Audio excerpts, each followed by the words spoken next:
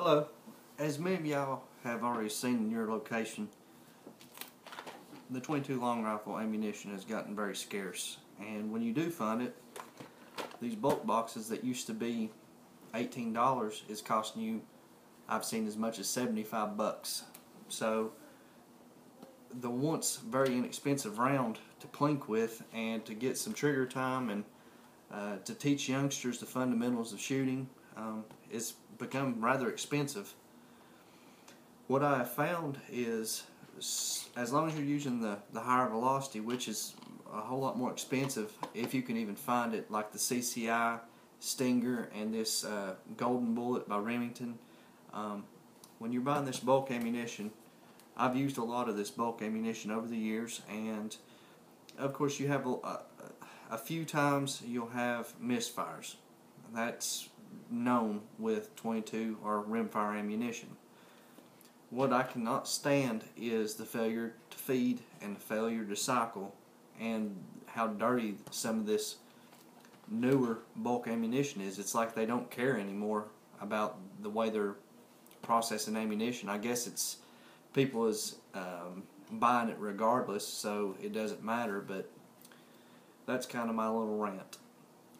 So to correct that problem, instead of not shooting, I have decided to go an alternate route. The Mark II Ruger pistol, awesome pistol. Accuracy 100%. I think it's a wonderful gun. Great little add-on to anybody's collection. Of course, the 10/22 Ruger rifle. It set the groundwork for many of higher end firearms. A lot of people uses the components of the 10/22 rifle to build high-end guns like the Magnum Research, or Verkortsen offers enough parts for them, but we're not even going to talk about that.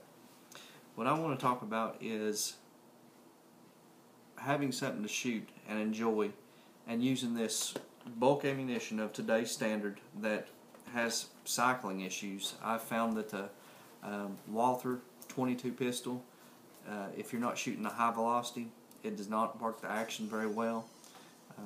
My Rugers had feeding issues, but you know, one of the things that will always feed, for lack of a better term, is the revolver. Guys, this is safety checked, it's clear. This particular revolver here is something I've been plinking with quite often due to my Ruger not feeding and getting aggravated about the fact that I go to shoot and spend more time correcting malfunctions than I do shooting. Well, the revolver, as we all know, they don't jam. Of course, if you have a misfire, you've got the option of trying it again on the next round. I mean, if that makes sense. And you can find these revolvers. You don't have to buy a Ruger Bearcat. You can find some of these off-brand or the lower price revolvers, and for nothing else, just to get some trigger time or to teach a youngster to shoot. This particular revolver here is made in Germany, was imported by FIE. From what I know about this, this pistol was imported from the mid-80s through the 90s. I've seen some of the FIE, and this one is stamped R-. I've seen some of these in 38 Special. Matter of fact, I've seen a few of them, but I've never seen a 22 long rifle in it. I picked this up several years ago.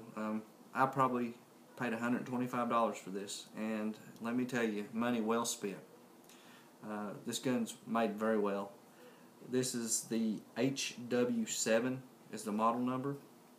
It has a 6-inch barrel. It actually may be 6.5, but for conversation's sake, let's call it a 6-inch barrel. It's a 9-shot revolver. Instead of blued, this one here's chrome plated. Has a real nice set of sights on it, blade on the front, a nice notch on the back, non-adjustable. But this gun is very accurate. It is a double action revolver. Of course, when I'm shooting, I actually shoot it as a single action gun I just shoot it a lot better, like most of you will. So, it in a nutshell, my take on getting the best range time, the best teaching ability for a novice shooter, a young shooter. If you have constant failure to feed and jams and this and that, that's for a more experienced shooter. I think that teaching someone to shoot, you need to make it as carefree as possible. This gun here, my wife has shot.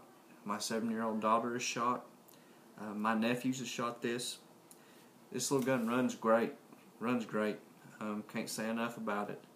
And you can get in these 22 long rifle with a 6-8 inch barrel, fairly inexpensive for what they are, and you can run this bulk ammo or most anything through them and not have the issues that you have out of a pistol.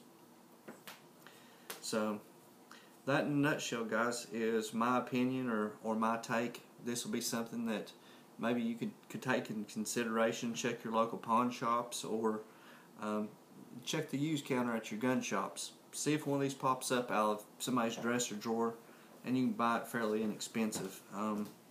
I think it'd be well worth your time and money to purchase one of these.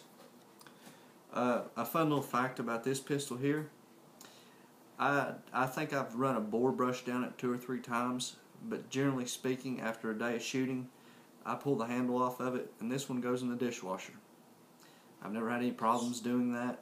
I do lubricate it after I'm done, but very easy to clean after a day of shooting, so it's not trying to polish this.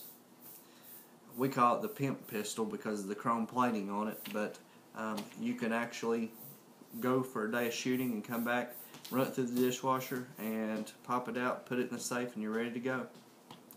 Well, guys, feel free to comment or ask questions if you like. Thank you.